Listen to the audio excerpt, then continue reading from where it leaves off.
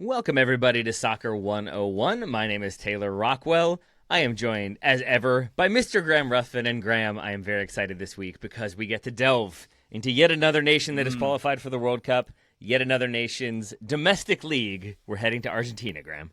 We are indeed the country that I think, the soccer nation I have the most respect and envy for, because Argentina, they took the historic blueprint of Scottish football. In fact, it was a gentleman from Glasgow, Alexander Watson Hutton, who took the game of soccer to Argentina, and then they made it a lot better than us. They perfected it, and they're world champions with the Scottish model. So Messi should have been ours. An equally confusing domestic soccer picture, though. I feel like if we're drawing parallels to Scotland, because yes, you're totally right.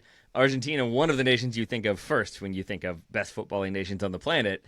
When it comes to like league stability and like general connectiveness from one season to the next, I'm a little bit more uncertain about that one. Yes, I'll make a distinction there. I do not envy their league structure in its current format at all. It's a little bit wild, but we'll get into that. I learned in my research that one of the mottos that's been adopted, or an unofficial motto for the Argentine League, is "Don't try to understand it, just enjoy it." And maybe that's good. Like the Nations League. Exactly. Just let it roll and enjoy the soccer's such as it is. Graham, to restate, why are we talking about the Argentine Primera División, aka Liga Profesional de Fútbol? Yeah, so we are doing a series on Soccer 101 in the build-up to next summer, the 2026 World Cup, where we are looking at the domestic leagues of the countries that have qualified for that tournament. We've been through a number so far. We've been through Uzbekistan, we've done Japan, we did the K-League fairly recently. Taylor, what else have we done? Iran? New Zealand, Iran, Canada. Yeah, we've done New Zealand and Canada. Yep, so we're through a few now. There's 48 teams in this World Cup next summer. Okay. So an entire year of Soccer 101s. I don't think we'll get through every single nation, but at the moment we're doing... we don't need to do the Premier League, do we? Presuming England qualifies. I don't know. Maybe we need to do MLS. I'm not sure we need to do that one either. But we'll let that decision come. We can eliminate a few when it needs to come. For now, let's talk about Argentina. Graham, a league that has been going for just a little bit of time. Just the 1891 founding. Oldest professional league in South America. One of the oldest in the world. Did you know that going in? Because I did not.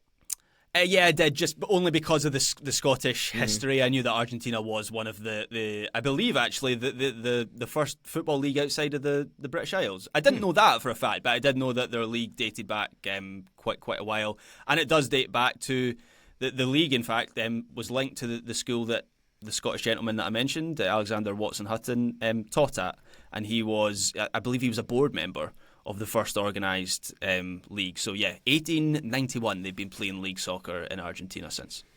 And they've been figuring out the league structure ever since. They have indeed. You want to try to get into the current format?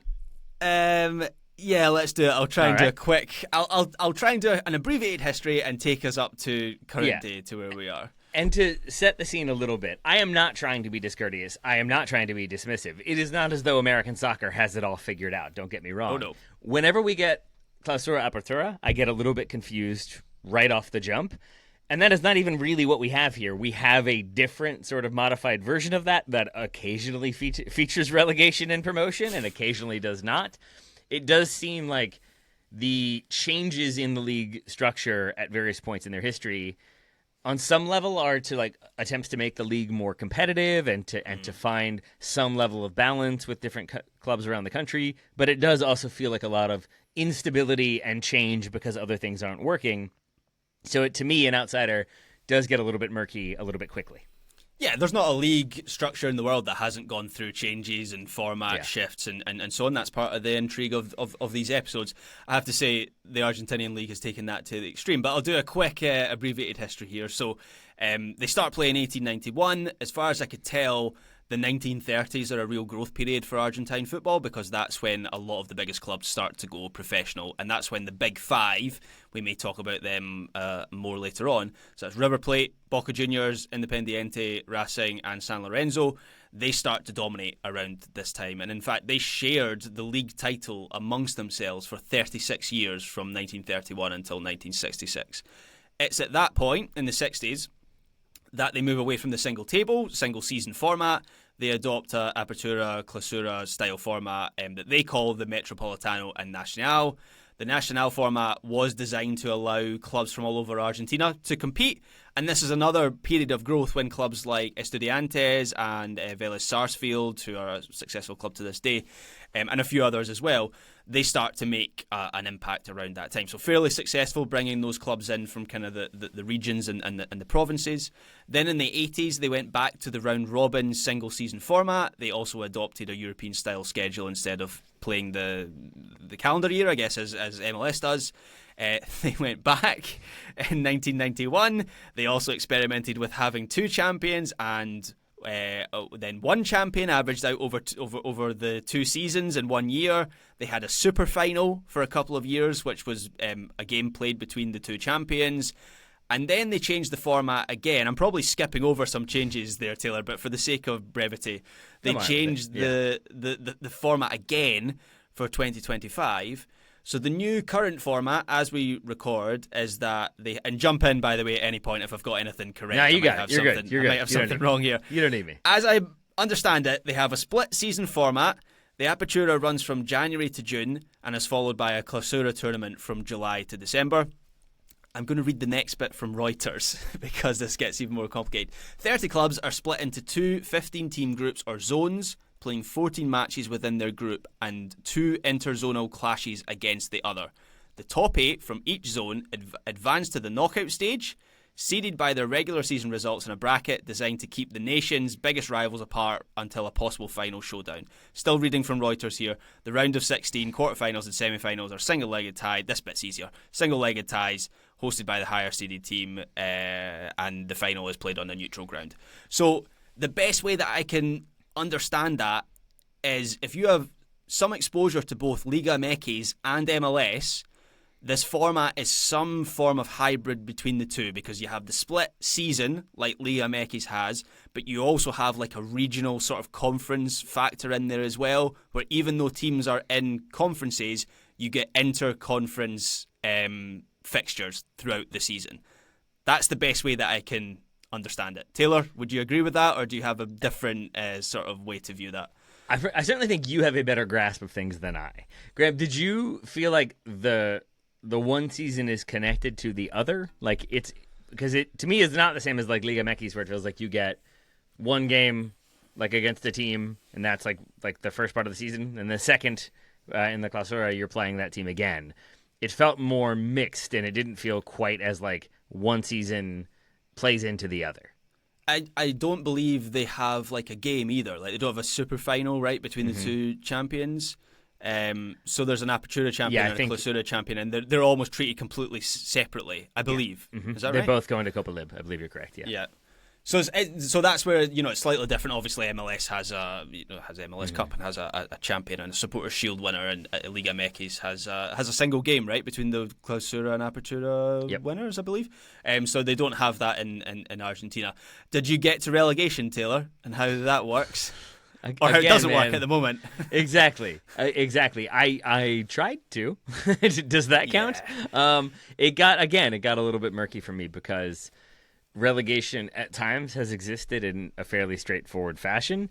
At other times it has not existed at all. And then in between those times it has existed over the course of 3 seasons or 3 years or whatever it might be, with an idea that if you kind of make it more spread out, you're less likely to get one of the major clubs relegated, though you did still have River relegated in 2011 for a 3-season average and how poor they were over that time. But it does seem like when they have relegation, it tends to be with an eye towards protecting the larger clubs and keeping things somewhat stable, to the extent that now you have, 28 teams with 2 up, 2 down every single season. That feels like a lot of teams to have in with a small amount of promotion. Yeah, and at the moment they're expanding to 30 teams. So right now there isn't any promotion and relegation. That was meant to be a temporary measure, but they haven't said what the plan is to bring that back in, and they have voiced this idea that maybe they will go down the MLS route and there won't be promotion and relegation, which is interesting when they're part of an actual like league pyramid, which is different to MLS. That would be some sort of breakaway league. Second division clubs like, what's that now? Yeah. Sorry, I just exist here forever? Feels like there's glass, like a glass ceiling on top of our head all of a sudden. Yeah. So, I mean, that at least is It's a glass easier ceiling with concrete poured on top. I think, Yeah. That at least is easier to understand than what I think you were referencing, Taylor, with the spread out format designed to keep the big teams up, was for a long time, I think for about 15 years, they had this frankly bizarre system of working out relegation on a 3-year average. Yep. What I didn't quite understand was if you were a promoted team, you wouldn't have a 3-year average, right? So they would surely just take the 1 year as your 3-year average, which is going to be low. And I guess that's where that comes in of like trying to give the bigger teams some protection. But yeah, I didn't even know that was a thing until I researched this episode, and I am frankly not a fan. They ditched that fairly recently and worked it out, still over an average, but over the split season. So I guess to your earlier point, Taylor, that would be somewhere that there is a connection between the Apertura and Clausura. But right now, who knows what's going on with relegation in that league right now, at the moment. Yeah, it did feel like we were not far away from like no clubs where they start with a B or an R can be relegated. New strange rule that we're just throwing in for no particular reason. So we've talked about the structure of the league, confusing as it may be. We've talked a little bit about the history and the kind of variations along the way. Let's talk about more detail about some of the teams, Graham, because you talked about how there's a lot of success for certain clubs in like the 30s through the 60s, and then it feels like things change, and we've got maybe a few more dominant teams of late. Yeah. It's a very competitive league at the moment. I'll come on to that later. But I spoke about the Big Five earlier. I think most global fans would consider there to be a Big Two in Argentina in terms of club size. So that's Boca Juniors and River Plate. Between them, they have an estimated 30 million supporters around the world, which makes them two of the best supported clubs in soccer. The Super Classico, of course, as I'm sure lots of listeners will already know, is one of the most iconic fixtures in world soccer. I'd say it's right up there in terms of derbies with like the Old Firm and the Intercontinental Derby in Istanbul. I think the Super Classico between Boca and River is in that category. It's a bucket list game for me. I know someone who lives in Buenos Aires. He's a River Plate fan. He's promised me that one day he'll get me over and go to a match. So I'm hopeful I will actually go to.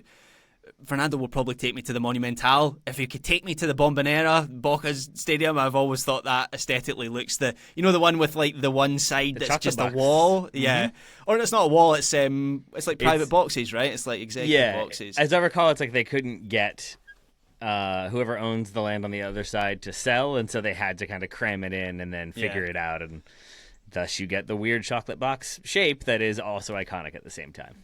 It is iconic, so I'd like to go to the Bombonera. In terms of other clubs, Independiente, so these are the other members of the Big Five, the so-called Big Five. Independiente are estimated to have 4.6 million fans, Racing 4.2 million, San Lorenzo 3.9 million. So between those 5 clubs, that accounts for an estimated 86% of total fandom in Argentinian league football, which is substantial. And in terms of success on the field, the Big Five have also won the most championships. River have won 38 titles, Boca 35. Then there's a bit of a gap. Racing 18, Independiente 16, San Lorenzo 15. Vélez Sarsfield aren't far off with 11. Newell's Old Boys have 6, and Newell's are a club that kind of has an outsized influence in Argentinian football because they are the club that famously produced Messi as a kid. They're also the club of Marcelo Bielsa, who listeners will know as this iconic, very influential coach. Mauricio Pochettino comes through at Newell's as also well. An iconic and influential coach. Thank you very much. Yeah, well, more so after last night's game. So Newell's have a bit of a reputation for being a talent factory in Argentina, and historically it is a very competitive league in that there haven't been many periods of like outright dominance in the same way that you would see in the Bundesliga or even the Premier League with Man City recently or Manchester United. River did win 5 out of 6 titles in the 50s. They also won 5 titles in the 90s, but the title hasn't been retained by a single team since Boca Juniors did it in 2018. And since then, it has changed hands every season. And at the moment, Platense, they won the Apertura in the first half of this year as we're recording 2025. That was their first ever championship. They are not a traditional superpower. Last season, it was Vélez Sarsfield who won the title. Talares were second that season. Huracan were second this season. So yeah, there's real competition at the top of the table at the moment, and historically as well.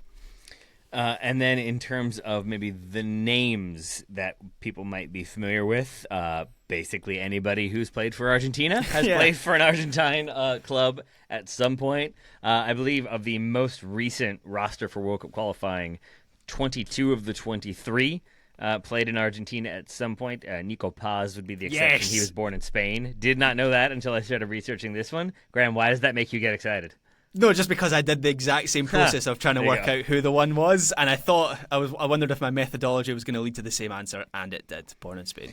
Yeah, and then outside of that current roster, like Enzo Fernandez is not on it. He played for River. Messi, you already talked about with Newell's. So too, Lisandro Martinez of Manchester United. He's a Newell's old boy. And Christian Romero is Belgrano. So even, and in a lot of cases, you have even smaller Argentine teams, and then they move to generally River or Boca. There's a few exceptions in there, but it does feel like, to your point, that it's a big five, but really it's a big two. It feels like those two tend to kind of pull through some of the talent and then retain them for at least a little while.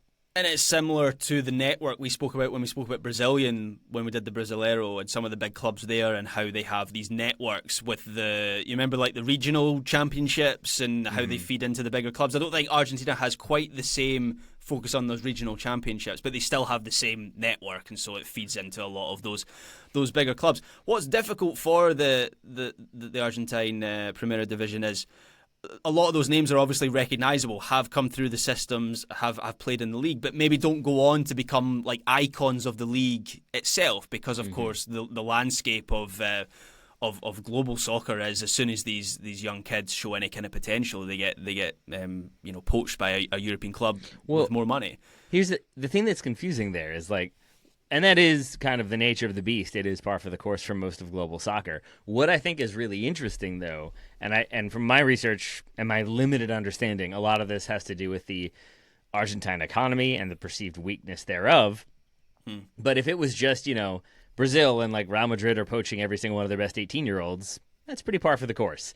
But with Argentina, it feels like, it's clubs in England and Germany and Spain, but it's also clubs in Mexico and the United States who are taking top talents away. It does feel like... And Brazil. There is like obvious value and obvious talent in the league. It just seems like it seems to get poached more broadly at an even younger age.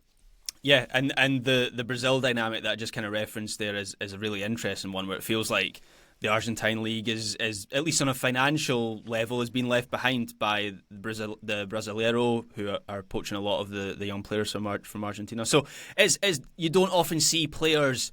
I was trying to think to myself, Taylor, because I went back through the records of who the top scorers were and who the best players were, and it's like what Arsenio Enrico doesn't do it for you, or Erico? It's from the 30s and 40s, and Enrico scored 295 goals in 332 games for Independiente.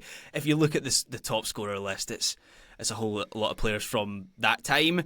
The landscape has shifted since then, so I was trying to find guys who were there for a decent amount of time, became icons. So I think you're looking at players maybe like Juan Pablo Angel, who played for River before going to the Premier League. Mauro Zarate, remember him, played for West Ham, played for Birmingham.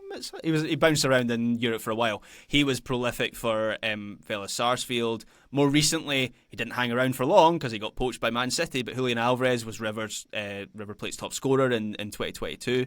And then in terms of non-strikers, Jose Chilavert was a Vélez Sarsfield icon, one of the most recognisable goalkeepers in the world for a long time.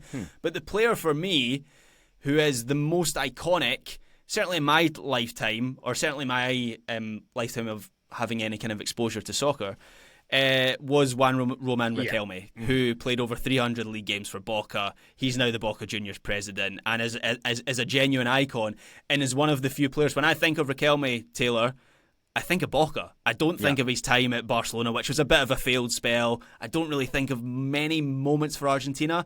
I think of him that iconic blue and yellow Boca kit. You're not a big fan of his one season for Argentinos Juniors in 2014-2015? That didn't do it for you? How old was he in 2014? How old was he in 2014? He was 36, I think. Right, yeah. Maybe? Is that math right? If he was born in 78? That checks out. It sounds about right. I'm not. Maths I don't know. is not my thing. Yeah. He came. Oh, he played 7 years for Boca. Then he has the one final season with Argentinos Juniors where it felt like he was maybe not quite as good as he had been in the past. But yes, I think he is the legend of the Argentine League and of the number 10 spot as well. We can roll those two things together. Yeah, I love Riquelme. He's one of my favorite players. What do you love about him? He feels like the kind of player you don't get now. Just kind of languid. He's not pressing. No. He's not doing anything from the front. You get the ball to him and you see what he does. That's the whole Juan Roman Riquelme thing. Yeah, he's a throwback. There's a romanticism around him.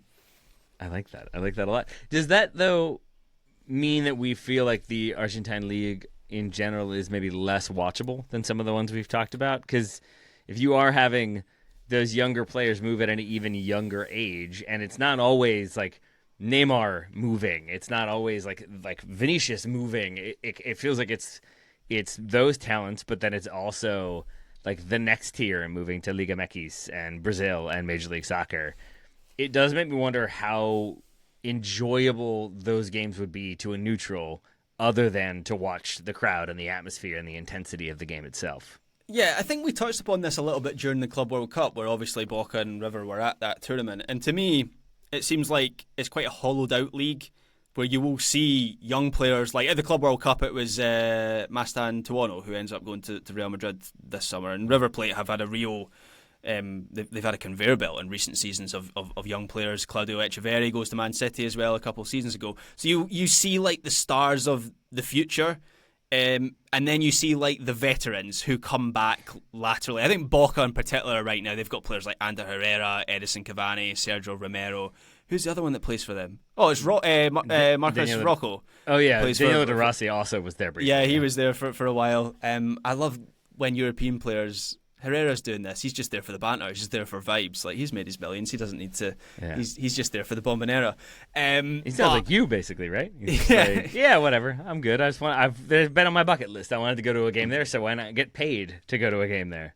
Yeah, my career would be like Helsingborgs, it would be Vissel Kobe, it would be Boca Juniors. It would be very different to a top-level professional career. But yeah, it feels like quite a hollowed-out league where there's maybe not players in their absolute peak. Or I should rephrase, the best players are not in their absolute peak. And actually, the Argentinian league it's one of the few leagues that's shown live over here in the UK.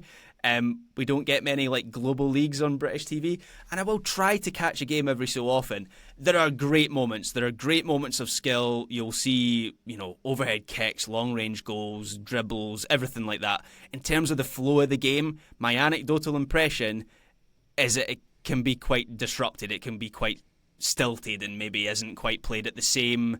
There's not the level of like speed and execution that there is at some of the high level European leagues. But the spectacle is always great, and you always catch a glimpse of a teenager you're going to be watching playing for Real Madrid in 5 years. Agreed. And like, I don't want... That's just a firm agree, period. However, there is also, like, I think we talked about this with Brazil and Copa Lib. Like, if you look at the last iteration, when you get to the quarterfinals, it's Fluminense, it's Atletico Mineiro, it's Botafogo, it's Sao Paulo, it's Flamengo, and you have Colo-Colo from Chile in there, you've got Peñarol in there from Uruguay, and then you've got River as your only Argentine entrant in the quarterfinals. They do beat Colo-Colo, and then they lose to Atletico Mineiro, but it does feel like you have greater dominance from Brazilian clubs in terms of the confederation level. Yeah, and that's what I was talking about a little bit earlier, as it feels like there's a separation happening between the Brasileiro and the Argentinian league. The Brazilian clubs are just financially...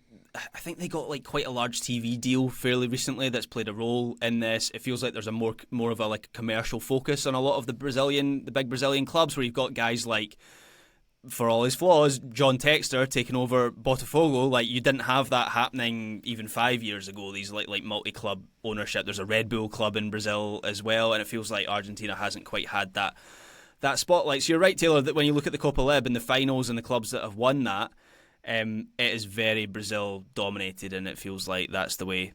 It feels like that trend is not going to end anytime soon. I did use Opta's team rankings to try and plot where the Argentinian league is in terms of quality. So first of all, I went to the Premier League just for curiosity's sake. River ranked as the best, but they were 21st against 20 Premier League teams, so worse than the 20 Premier League teams. River would be the best team in MLS above Inter Miami and Seattle Sounders, according to Opta. Agree. Otherwise, it's quite a close overlay in terms of quality. It was very dotted throughout. There wasn't really a major takeaway of this league's better than the others. So Opta seems to think MLS and the Argentine Premier League are fairly comparable. In terms of South America, I compared the Argentinian league to the Brasileiro, and the Brazilian teams came out pretty fundamentally stronger. But then I looked at some of the Uruguayan leagues, and what was the other one? Colombia, Ecuador, Argentina came out ahead of those leagues. So I think it's fair to say that it's the second strongest league in South America, but that gap to Brazil is growing. And that means that Argentina and the United States will be roughly the same at the next World Cup then? Book the final. Cool. Yeah. All right. I'm excited. It should Messi be fun. against the USA's Messi, who is Christian Roldan. Yep. That's it. That's it. And we already know Roldan wins that one from Leagues Cup, so USA wins the World Cup. Wait, don't you need to play the World Cup? I think I'm glad we figured that out with math for sure. Yeah. And like it's I think it's worth noting, like to your point, that there's a bit of an overlay there. With River, there are some more established names, and you do have players like Gonzalo Montiel, who is in the current Argentina national team and then also plays for them. Franco Armani has been around for a while. But in that roster, you've got Pity Martinez himself, and that is kind of a consistent thing where you will see Argentine players who have played in Major League Soccer attending. Driussi as well, right? Yeah, like finding opportunities. Yep, there he is. Finding opportunities back in Argentina. So it does feel like you're right, Graham. There is that kind of connection. But we still think the Argentine national team will be maybe slightly higher performing than the U.S. overall. Maybe. Yeah, I mean, they might be the favourites, honestly, for the World Cup. Obviously, defending champions, having won it in 2022. They finished top of CONMEBOL qualifying. I don't know if they're any stronger, at least on paper, than they were in 2022. And they are 3 years older. They do have like an ageing core of players, which could be a factor. Like teams occasionally just fall off the cliff edge and can't meet the same sort of physical levels. But that squad is still absolutely stacked, man. Like all things being equal, they will be one of the teams that you would expect to make the latter rounds of the tournament. And as you referenced earlier, Taylor, when you look at there might not be many like active Argentinian Primera Division leagues players in the squad. I think in the most recent squad it was Montiel, Acuna, and Leandro Paredes, who has only recently joined Boca from Roma. I think he was at previously. But you look through the academy backgrounds of all the other players besides Nico Paz, and that pipeline is incredibly strong between the league and the national team. Do you think that, like, generally speaking, there's an acceptance that this is just how it is, and as long as the national team is good and competitive, like, the domestic league is what it is? Because it doesn't seem like there's a ton of consternation around these young players moving. It doesn't seem like there is a vocal frustration or a feeling like it felt like there was in talking about Brazil. Yeah. That like we're losing these young talents. It's decreasing interest in the league. We're losing money. This is not good for us. It feels like with Argentina, again, speaking very much as an outsider, it seems to be more of just like, yeah, that's how it goes. But, you know, the clubs are going to be here and we care about the club, and the national team's going to be good. They're going to keep playing for the top teams in Europe. We're good with it. And also Inter Miami. Yeah, I think you're right. I mean, I hadn't really thought about that point until you mentioned it there. But with Brazil, when we did that league, yeah, there was a drive to try and match themselves against some of the best leagues in Europe and keep the players a little bit longer and pay them a little bit more. From my research, it doesn't seem like there's that same collective drive, anyway, from the Argentinian league. What I will say is there is frustration within clubs. I know for a fact that River Plate, a lot of their fans are concerned at how after Mastantuono leaves in the summer, they don't seem to have like their next guy lined up. Yeah. And so they're a little bit concerned that conveyor belt is stopped for the time being, and maybe their academy isn't producing as it was a few years ago. I personally think that's a little bit premature considering they've sold Alvarez, Echeverri and Mastantuono in like 4 seasons. But nonetheless, I think within clubs there is definitely that discussion, but maybe not in a collective sense. I think that's spot on. All right. Well, Mr. Ruthven, any other points to be made about Argentine football, the Argentine League? Do we want to go back to our all-time top scorer Arsenio Erico, who I believe is also Paraguayan. So Paraguay, between him and Chilavert, having an outsized influence in Argentina. Is he of the Di Stefano era where you could just choose whatever national team you want to play for that week? Paraguay this week. I think he was just Paraguay. Let's see. Right, okay, Let's see if I can pull him up fast enough to answer that question. Here we go. Question mark of caps for Paraguay. And he there we go. Goal between 1933 and 1934. Weird. Love this era. For a man who played from 1930 to 1949 to have question mark caps for his national team, I'm a little confused. Yeah, it was a thing back then. Di Stefano played for Argentina and Spain, right? And Colombia. And Colombia. Puskas, did he have like one cap for Spain or something? Or did I imagine that? But anyway, yeah, it was a thing back then. I don't know if Hungary was letting him play for anybody else, but no, they were not known for their like openness and warmth at the time. No, still aren't. Yeah, I was gonna say that I remembered who their president is, and it's a long-lasting legacy. Yeah. Graham Ruthven, actually. Do we want to get into that? I don't know. I didn't really go deep on the 70s in Argentina, but I'm going to assume a military junta being in charge probably impacted the league and some of the teams and who they wanted to be dominant and the perception of the league in Argentina. So I also imagine you've had some fairly turbulent times with a lot of having to navigate different political circumstances is how I'm going to phrase that. Yeah, and obviously the context, we kind of mocked to an extent, like the number of changes, but a lot of that will be tied to, as you say, political circumstances, which are then tied to financial circumstances and so on. So we are maybe in a privileged position here in the Western world to maybe not have that same level of volatility with our leagues. But nonetheless, if you could reintroduce relegation Argentina, I think that would be a good idea. I think at the end of the day, when we're talking about South America, it's important to remember it's usually probably the CIA's fault. And on that note, Graham Ruthven, the birthday boy himself, we're recording this Wednesday, September 10th. For posterity, everyone should put it in their calendars and make sure please don't. To wish Graham a happy birthday, send him videos, show up at his house, tell him how much he means to you, tell him how important he is to your life, make him uncomfortable with your feelings, because that's the most fun thing you can do. If you're just listening to this, you should know that Graham is visibly squirming on the other side of this conversation. I am, actually. I know you are. And I'm loving it. Hey, Graham. I hate this. Graham, I hate I'm looking this. Directly into the green dot camera, Graham. Do not look at me. You can look at me tomorrow. You are valued and loved, and happy birthday, and my life is better for you being in it. And I'm also old and 34 years old. You're 34? Yeah. All right. Calm it down. I'm old. Whatever. I feel older than 34. I always forget you're that much younger than me. Anyway, listeners, thank you all so much for listening. Graham, thank you for being not but a babe. Thank you, Taylor Rockwell. Argentina, thank you for being very good at the soccers. We assume you will be next week when we do more Soccer 101.